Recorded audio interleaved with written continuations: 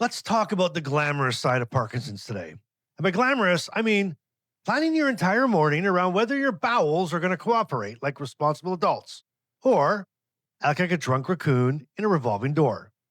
Because Parkinson's is not just tremor, stiffness, meds, and pretending you're fine when you're clearly not.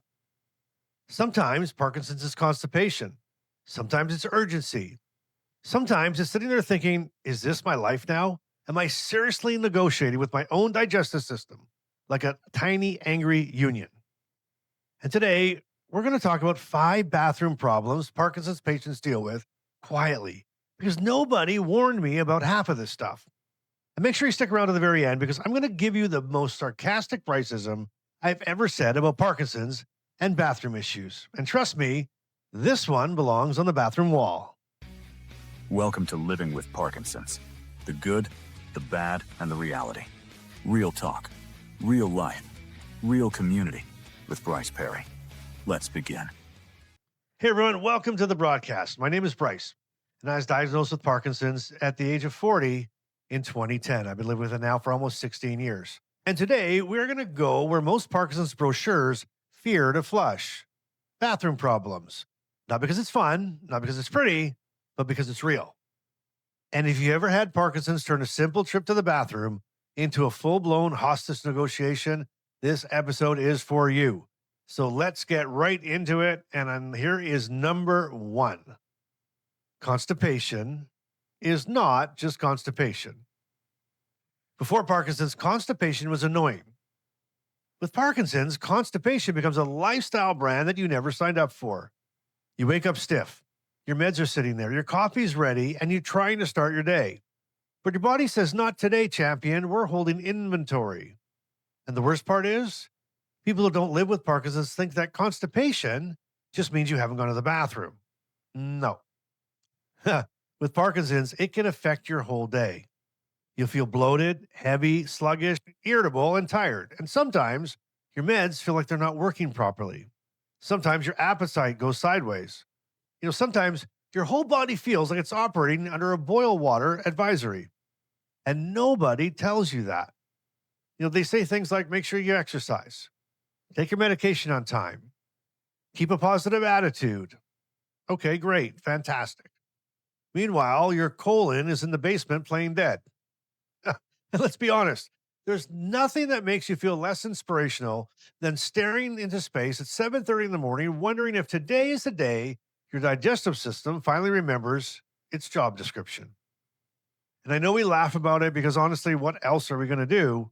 But this is serious because constipation can change how your whole day feels. It can make your symptoms feel worse. It can make your meds feel less predictable. It can make you feel uncomfortable in your own body. And it can wear you down mentally. So if this is something you deal with, you're not gross, you're not weird, and you're not alone. Guess what? You live with Parkinson's. And Parkinson's loves to turn basic bodily functions into group projects. And if you deal with that in a severe way and all the time, give me a me too in the comments so that I will not feel so alone.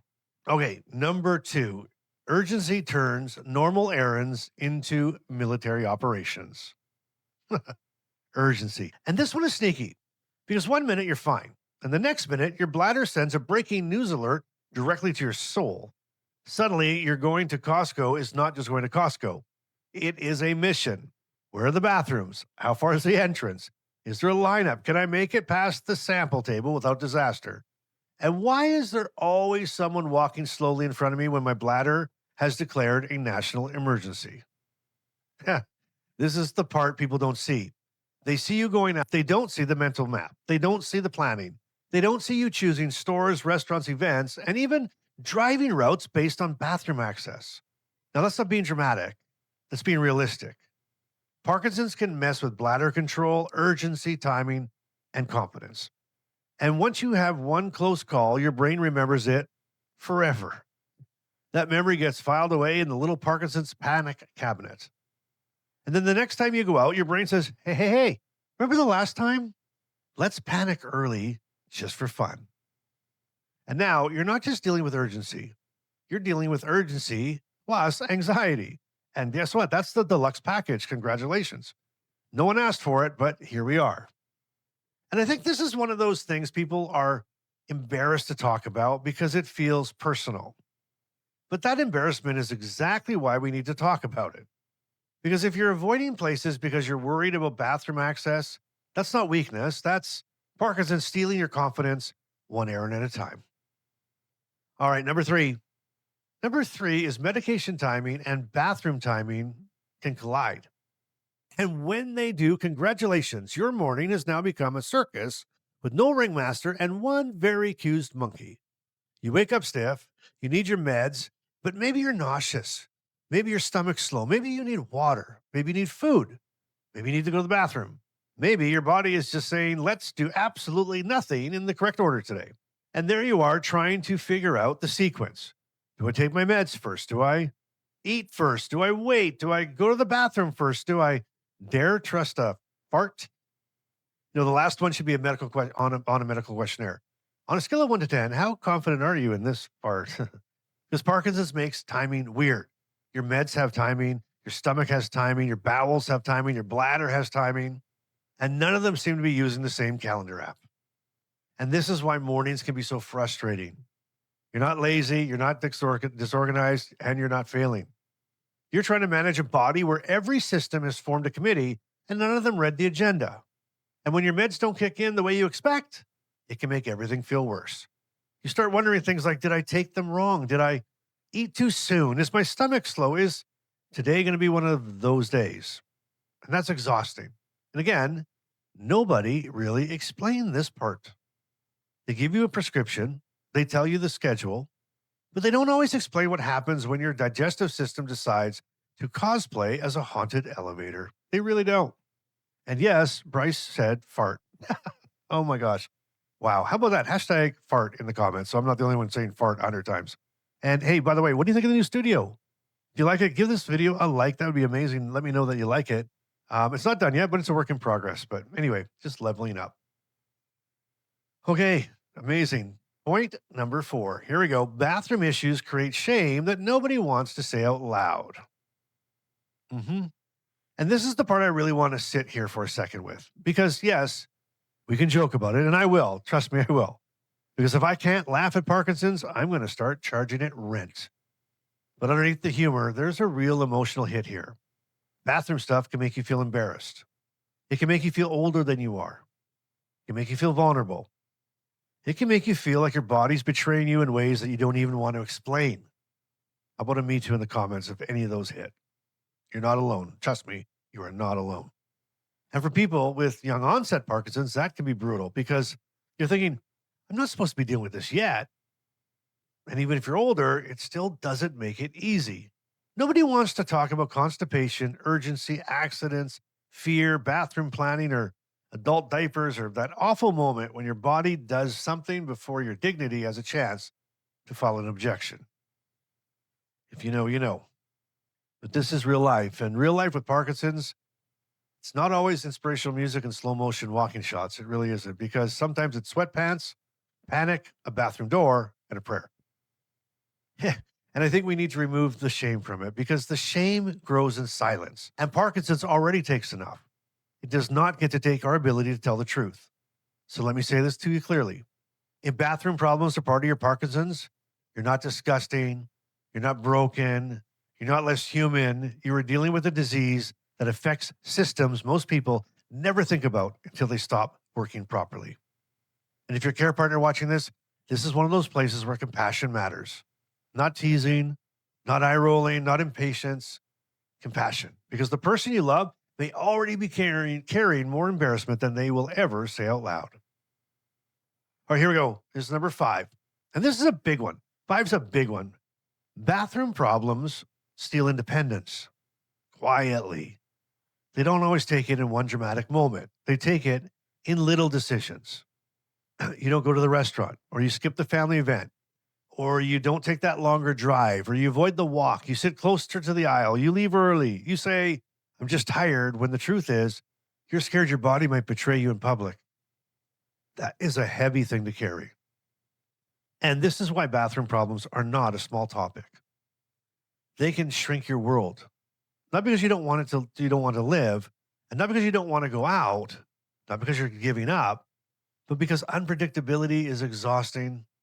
And when Parkinson's makes your body unpredictable, your brain starts trying to protect you by making your life smaller. That's the danger. The symptom is physical, the cost is emotional. Because the real fear is not just, will I make it to the bathroom? Mm-mm. The real fear is, what if I lose control in front of people? What if I need help? What if I become a burden? What if this is another piece of independence slipping away? That's the part nobody sees. And that's why we need to talk about it. Because once you name it, you can plan for it. You can talk to your doctor. You can adjust your routines. You can prepare. You can stop pretending it's not happening. And most importantly, you can stop blaming yourself. Parkinson's already makes enough noise. We don't need shame adding some backup vocals. Okay, now time for Carmen's Care Partner Corner. This is what my wife Carmen wrote for me to read to you today. Care Partners, this is one of those topics where your response matters more than you may realize because bathroom issues can be humiliating, and the person with Parkinson's may already feel embarrassed before they even tell you about it. So if they bring it up, try not to minimize it. Don't say everybody gets constipated. Don't say just go before we leave. Don't say you're worrying too much because maybe they're not worrying too much. Maybe they're trying to hold on to independence while their body keeps changing the rules. Sometimes the best thing you can say is, okay, how can we make this easier? That one sentence can remove a mountain of shame.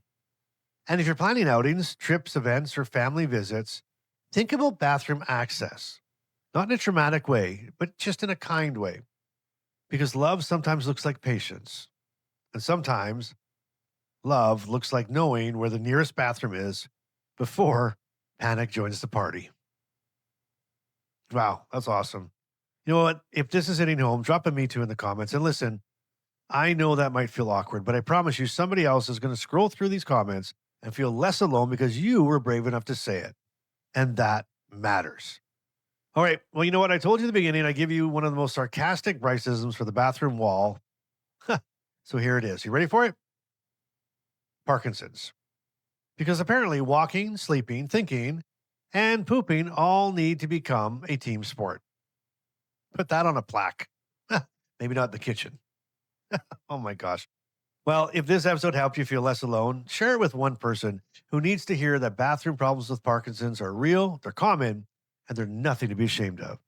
Subscribe if you haven't already. And remember, you're not gross, you're not broken, you're not alone. You're just doing life with Parkinson's. And some days, doing life means celebrating the small wins, even the bathroom ones. All right. If you're not in the club yet, check out that. You can scan that right now with your car, with your phone.